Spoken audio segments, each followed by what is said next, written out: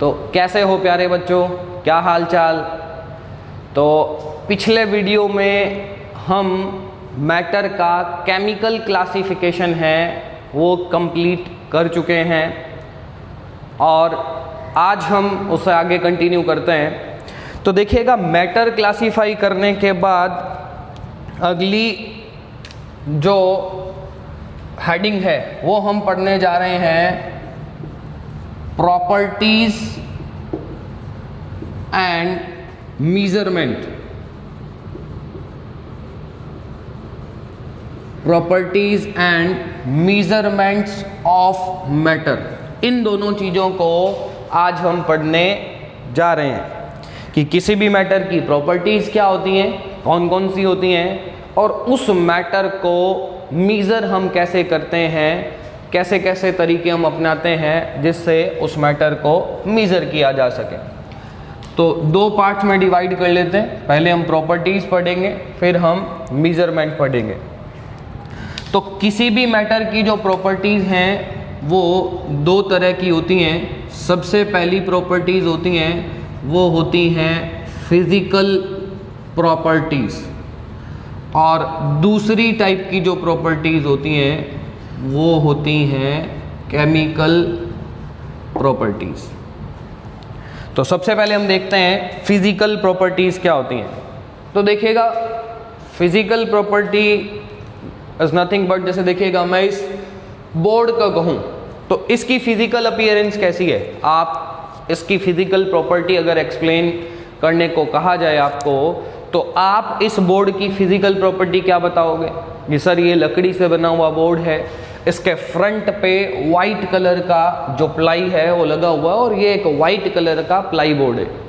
तो किसी भी मैटर की जो फिजिकल अपीयरेंस है ना, जनरली उसी को हम क्या कहते हैं, फिजिकल प्रॉपर्टी कहते हैं। या केमिस्ट्री की लैंग्वेज में कहें हम तो किसी मैटर में बिना चेंज किए जो प्रॉपर्टीज हमें शो होती हैं, जो प्रॉपर्टी हमें ऑब्जर्व होती हैं, उस प्रॉपर्टी को क्या कहते हैं, हम फिजिकल प्रॉपर्टी कहते हैं। जैसे आपने ब्लैक बोर्ड में कोई चेंज नहीं, सॉरी इस वाइट बोर्ड में कोई चेंज नहीं किया है ना, इस मैटर में कोई चेंज नहीं किया, और आपको जो प्रॉपर्टीज दिखी वो फिजिकल प्रॉपर्टीज हैं। जनरली बेसिकली मैं ये कह सकता हूँ फिजिकल अपीयरेंस से रिलेटेड जो प्रॉपर्टीज हैं उनको हम कौन सी प्रॉपर्टीज कहते हैं, फिजिकल प्रॉपर्टीज कहते हैं।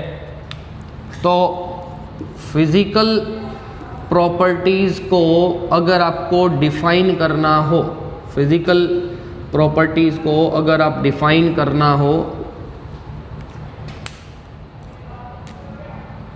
तो क्या डिफाइन करोगे, द प्रॉपर्टीज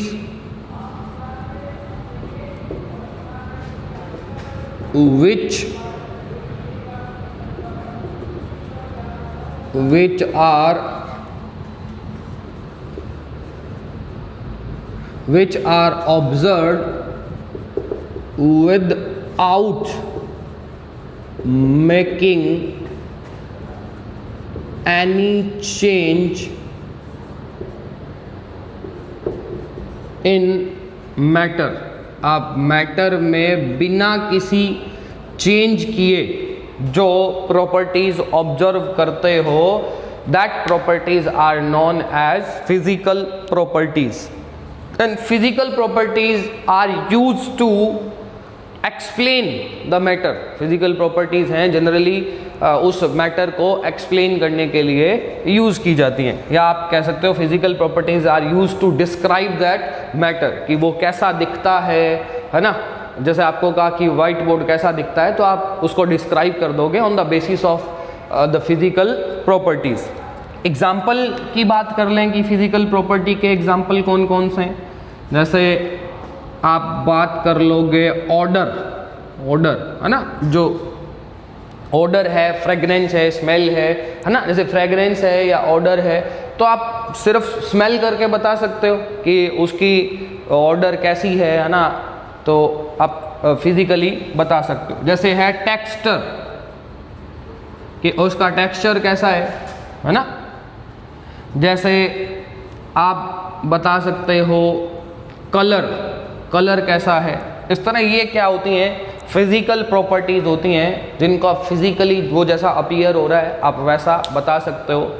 मेल्टिंग पॉइंट हुआ, बॉइलिंग पॉइंट हुआ, दीज आर आल्सो क्या है, फिजिकल प्रॉपर्टीज। तो physical properties is nothing but बस उनका फिजिकल अपीयरेंस है, वो कैसे फिजिकल अपीयर हो रहे हैं, और इसके लिए हमें मैटर में कोई चेंज नहीं करना पड़ता। जैसा का जैसा मैटर है हम वैसा का वैसा उसके फिजिकल अपीयरेंस के बेसिस पे हम ये एक्सप्लेन कर सकते हैं कि उसकी फिजिकल प्रॉपर्टीज कैसी है।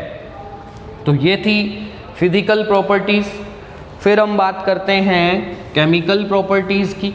तो बात कर लेते हैं किसकी, केमिकल प्रॉपर्टीज की। ऊपर लिख रहा हूं मैं 2 नंबर की जो प्रॉपर्टी है वो क्या थी, केमिकल प्रॉपर्टीज, है ना। तो केमिकल प्रॉपर्टीज क्या है देखिएगा, मान लो आपके पास कोई एसिड है या मान लो आपके पास कोई बेस है, आपको एसिड की एसिडिटी बतानी है, बेस की बेसिसिटी बतानी है। तो क्या आपके सामने एसिड अगर किसी कंटेनर में रखा है, क्या उसको देख के उसकी एसिडिटी बता दोगे कि ये स्ट्रॉन्ग एसिड है, ये वीक एसिड है, कैसा है? नहीं बता सकते, है ना। तो क्या ये करोगे कि उसको टेस्ट करोगे कि सर उंगली पे लगा लेता हूँ और फिर जीभ पे लगा लेता हूँ और टेस्ट करके बता देता हूँ एसिडिक है या नहीं है? तो पहली बात तो तुम कोई परम पिता परमात्मा नहीं हो जो टेस्ट करके बता दोगे, है ना। और अगर एसिड स्ट्रांग हुआ या बेस स्ट्रांग हुआ तो आपकी जीभ भी जल सकती है, आपकी फिंगर भी जल सकती है। तो हमें क्या करना होगा, हमारे पास 2 ही सॉल्यूशन है, या तो आपके पास पीएच मीटर होना चाहिए या आपके पास पीएच पेपर हो, है ना, या इंडिकेटर, जिसको इंडिकेटर कहते हैं, पीएच इंडिकेटर कहते हैं। तो उस पीएच पेपर को उस एसिड या बेस में डिप करेंगे, वो पेपर उस एसिड या बेस में जाएगा, उन दोनों में केमिकल रिएक्शन होगी, पेपर का कलर चेंज हो जाएगा, है ना। आपको पता ही है एसिड हो तो ब्लू लिटमस से रेड लिटमस हो जाएगा, और अगर जो है बेस हुआ तो रेड से ब्लू लिटमस हो जाएगा। तो without litmus paper, pH indicator, आप ये नहीं बता सकते कि उस एसिड की एसिडिटी कैसी है या उस बेस की बेसिसिटी कैसी है।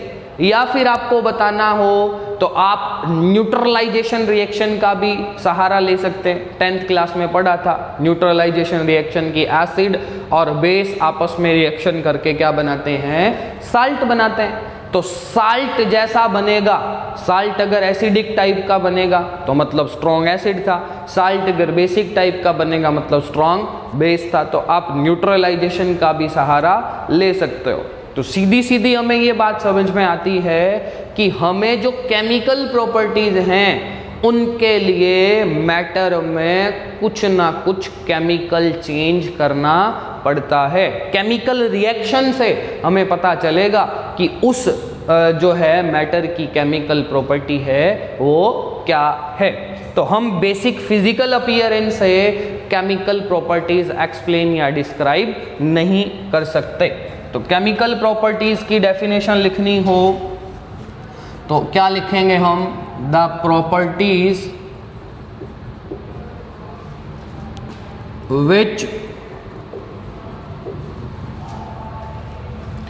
which are observed by making any chemical change in matter, है ना।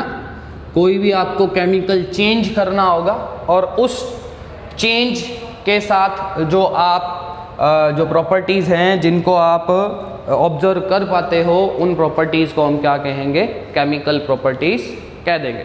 एग्जाम्पल, वही एग्जाम्पल लिख सकते हैं हम, एसिडिटी ऑफ एनी मैटर, ठीक है, और बेसिसिटी ऑफ एनी मैटर, आप केमिकल प्रॉपर्टी के एग्जाम्पल ले सकते हो। तो ये तो आपके पास थी किसी भी मैटर की प्रॉपर्टीज़। कौन कौन सी प्रॉपर्टीज़ होती हैं, 2 टाइप की प्रॉपर्टीज़ हैं, फिजिकल एंड केमिकल। अब हमने दूसरी हेडिंग लिखी थी मेजरमेंट। तो चलिए आगे की तरफ चलते हैं, बात करते हैं मेजरमेंट पे। देखिएगा जी, मीजरमेंट क्या है, हिंदी में कहूं तो नापना, है ना। अब चलिए पहले मैं हेडिंग लिख लेता हूं।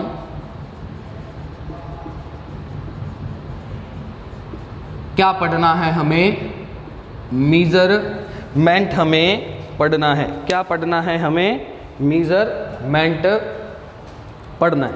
तो चलिएगा देखते हैं, मीजरमेंट को सरल शब्दों में नापना कहते हैं, है ना। अब मैटर का मीजरमेंट है वो बहुत ज़्यादा ज़रूरी चीज़ है। मैटर का मीजरमेंट है वो बहुत ज़्यादा ज़रूरी चीज़ है। कारण, है ना, कुछ एक एग्जांपल से समझें कि सर मीजरमेंट की ज़रूरत ही क्यों पड़ी, ऐसा क्या मुसीबत आन पड़ी कि हमें जो है मीजरमेंट करना पड़ा। तो देखते हैं। मान लीजिए आप किसी बीमारी से पीड़ित हैं, आपको कोई इलनेस है, आपको डॉक्टर दवाई लिख के देता है, तो दवाई पे मेजरमेंट होता है ना कि वो 1 ग्राम की है, 2 माइक्रोग्राम की है, कितने माइक्रोग्राम की है, उसमें साल्ट का अमाउंट कितना है ना। अगर ये मेजरमेंट ही नहीं होता तो आपको सिंगल डोज लेनी थी और बिना मेजरमेंट के आप डबल या ट्रिपल डोज ले जाते तो आप अभी मेरी वीडियो ना देख रहे होते, स्वर्ग सिधार गए होते, है ना। तो अगर मेजरमेंट ना होता तो हम मेडिसिन कैसे लेते। मान लो हमें दूध लेना है, अब मेजरमेंट ही ना होता कि दूध 1 लीटर लेना है, 2 लीटर लेना है, तो कैसे तुम दूध लाते और कैसे दूध वाला तुम्हें दूध दे के जाता, है ना। मान लो शादी में तुम्हें जाना है और पैसों का कार्ड, बान वाला कार्ड देना है ना, देसी भाषा में बान कहते हैं। तो अब क्लोज रिश्तेदार होगा तो 500, 1100, 2100 दे के आओगे, और ऐसे ही लिटरल होगा, नॉर्मल दोस्त होगा तो 500 या 200 दे के आओगे। तो मेजरमेंट ही नहीं होता तो कैसे पता लगाते कि क्लोज कौन सा है उसको कितने देने हैं, दूर वाला कौन सा उसको कितने देने हैं, है ना। तो मेजरमेंट है वो हमारी लाइफ में बहुत ज़्यादा ज़रूरी है ना। थप्पड़ पड़ रही है ना, एक मैटर दूसरे मैटर पे जाके चिपक रहा है। अब मान लो मेजरमेंट है तो 2-4 थप्पड़ें पड़ गई तो पापा रुक सकते हैं कि भाई चलो ज़्यादा मैटर ट्रांसफ़र हो गया, ज़्यादा एनर्जी ट्रांसफ़र हो गई। अब मेजरमेंट ही ना होता तो बचीड़ बोलते ही जाते, है ना, पता नहीं पापा कब रुकते। तो मैटर का मेजरमेंट है वो काफ़ी एसेंशियल है, इम्पोर्टेंट रोल प्ले करता है हमारी लाइफ में। तो हमें क्या पढ़ना है, मेजरमेंट ऑफ मैटर पढ़ना है। हमें क्या पढ़ना है, मेजरमेंट ऑफ मैटर पढ़ना है। तो देखिएगा, मेजरमेंट करने के लिए हमें एक जनरल सा ट्रेडिशन फॉलो करना होता है कि हम मेजरमेंट करने के लिए सबसे पहले एक नंबर यूज़ करते हैं, और नंबर के पीछे हम क्या यूज़ करते हैं, यूनिट का यूज़ करते हैं। मेजरमेंट जब भी हम करते हैं तो हम इस यूनिट को फॉलो करते हैं। जैसे दूध लाना है तो हम ऐसे थोड़ी कहते हैं एक दूध लिया, अब वो एक थैली है, 1 लीटर है, 1 कप है, 1 जग है, 1 लोटा है, क्या है ना। तो हम एक के पीछे क्या यूज़ करते हैं, लीटर यूज़ करते हैं कि 1 लीटर दूध लिया तो तुम 1 लीटर दूध ले आते हो, है ना। 1 क्विंटल भी हो सकता है, कितना भी हो सकता है। अब मम्मी कहती है एक, ऐसे थोड़ी कहते हैं घर पे 1 मैंगो लिया, है ना, तुम 1 मैंगो ले आओगे तो घर पे 1 मैंगो से थोड़ी चलता है काम, मिनिमम 1 किलो लाना पड़ेगा। तो 1 के पीछे हम क्या यूज़ करते हैं, किलोग्राम यूज़ करते हैं। तो कोई भी नंबर है, मेजरमेंट में हम ये सिस्टम फॉलो करते हैं कि हमें पहले नंबर यूज़ करना है और उस नंबर के पीछे क्या यूज़ करना है, यूनिट यूज़ करना है, उसका कैसा यूनिट है। तो इस ट्रेडिशन को जनरली हम फॉलो करते हैं। तो जो पुराना ज़माना था उसमें मेजरमेंट के बहुत सारे तरीके थे। जैसा एरिया था, लोग अपने एरिया के हिसाब से अपना ही मेजरमेंट स्केल चला लेते थे, है ना। जैसे हम कहेंगे अलग अलग हमारे एरिया की अलग अलग लैंग्वेज है, कहीं पंजाबी एरिया है तो पंजाबी लैंग्वेज है, कहीं मारवाड़ी है ना, अलग अलग, कोई इंग्लिश भी बोलता है, कोई हिंदी भी बोलता है, अलग अलग सब लोगों की अपनी अपनी लैंग्वेज है। तो जिस तरह लैंग्वेज डिस्ट्रीब्यूटेड थी, जिस तरह लैंग्वेज का डिस्ट्रीब्यूशन था, उस तरह पुराने ज़माने में जो है मेजरमेंट भी इसी तरह डिस्ट्रीब्यूटेड था। लोग अपनी मर्जी से ही क्या कर लेते थे, मेज़र कर लेते थे। जैसे मैं लेंथ की बात करूं तो कोई कह रहा था मुझे सेंटीमीटर में करनी है, कोई कह रहा था मुझे फुट में करनी है, कोई कह रहा था मुझे पाउंड में करनी है, कोई कह रहा था मैं तो मीटर में करूँगा। तो हर लोगों ने, कोई कह रहा था इंच में करूँगा, तो हर लोगों ने अपने अपने हिसाब से मेजरमेंट का तरीका बना लिया था, है ना। जैसे मैं ज़मीन की बात करूँ तो मुझे ज़्यादा तो नॉलेज नहीं है ना, फिर भी बात कर ही लेता हूँ चलो, है ना। तो ज़मीन की बात करते हैं तो कोई ज़मीन को बीघों में नापता है, कोई किलो में नापता है, कोई मरलों में नापता है ना, पता नहीं कैसे कैसे नापी जाती है। तो हर जगह का अपना अलग अलग मेजरमेंट तरीका था। अब इससे क्या हो रहा था, कन्फ्यूज़न पैदा हो रहा था भैया, है ना। इससे क्या हो रहा था, कन्फ्यूज़न पैदा हो रहा था कि ये एक मेजरमेंट का अच्छा तरीका नहीं है, सब लोग अपनी अपनी राग अलाप रहे हैं, तो ये एक घोचमोच हो जा रहा था सिस्टम, है ना। ये क्या हो रहा था, गोचमोच सिस्टम हो रहा था। जैसे आपने 10th क्लास की साइंस में जूलॉजिकल या बॉटनिकल नेम पढ़े हैं, तो वो नेम यूनिवर्सल होते हैं, वो या तो लैटिन या ग्रीक भाषा में लिखे जाते हैं। जैसे आपने चीता या शेर पैंथरा लियो सुना होगा, है ना। जैसे बनाना है मूसा प्यूडिका सुना होगा, है ना। जैसे चावल है ओराइजा सेटाइवा सुना होगा। तो अब चावल की बहुत सारी क्वालिटीज़ हैं और हो सकता है हर कंट्री में चावल को अलग अलग नाम से जाना जाता हो, लेकिन ओराइजा सेटाइवा जहां नाम आएगा ना, ओराइजा सेटाइवा यूनिवर्सल नेम है चावल का। तो ओराइजा सेटाइवा जहां आ गया, मतलब हम बात किसकी कर रहे हैं, चावल की कर रहे हैं। वर्ल्ड वाइड लेवल पे यूज किया जाता है ओराइजा सेटाइवा। आप किसी भी कंपनी में किसी भी कंट्री में जाके बोलेंगे कि आपको चाहिए ओराइजा सेटाइवा, तो आपको बिना सोचे समझे क्या मिल जाएगा, चावल मिल जाएगा। वैसे ही मेजरमेंट स्टैंडर्ड लोगों के अलग अलग थे। अभी तक कोई ऐसा परफेक्ट सिस्टम अभी वर्ल्ड वाइड लेवल पे नहीं था कि एक परफेक्ट सिस्टम हो जिसको पूरा वर्ल्ड फॉलो कर रहा हो और जिसमें कोई भी मिसअंडरस्टैंडिंग, कोई भी कंफ्यूजन ना हो। तो हमें एक ऑथेंटिक, है ना, हमें एक स्टैंडर्डाइज मेजरमेंट सिस्टम की ज़रूरत थी, जो हमारी जो मेजरमेंट जो स्केल है उसको थोड़ा आसान बना दे, उसमें जो भी कन्फ्यूज़न है उन सब कन्फ्यूज़न को ख़त्म कर दे। तो ये जो कन्फ्यूज़न है, ये जो प्रॉब्लम है, इसका सॉल्यूशन 1875 में हुआ। 1875 में पेरिस में एक कॉन्फ्रेंस हुई वर्ल्ड वाइड लेवल पे, और वहाँ मेजरमेंट का एक सिस्टम लॉन्च किया गया, जिस सिस्टम को बोलते हैं SI unit system. SI unit system, इसको मैं और इलोबरेट करूं तो इसको कहते हैं इंटरनेशनल सिस्टम ऑफ यूनिट। ये मेजरमेंट का वर्ल्ड वाइड लेवल पे एक सिस्टम लॉन्च हुआ 1875 में। पेरिस में कॉन्फ्रेंस हुई थी, वहाँ इस सिस्टम को लॉन्च किया गया, इस सिस्टम पर वहाँ मोहर लगाई गई, और इस सिस्टम में ये कहा गया कि इस सिस्टम में हमें 7 बेसिक या फंडामेंटल यूनिट्स प्रोवाइड की गई। किसी भी मैटर को मेजर करने के लिए इस सिस्टम ने हमें 7 फंडामेंटल कह दो, 7 बेसिक यूनिट्स कह दो, वो प्रोवाइड करवाई गई। और ये कहा गया कि मैटर को मेजर करने के लिए इन 7 यूनिट्स का वर्ल्ड वाइड लेवल पे यूज किया जाएगा। जो भी साइंटिफिक मेजरमेंट होगा, है ना, जो भी ऑथेंटिक मेजरमेंट होगा वो इन 7 बेसिक यूनिट्स पे होगा।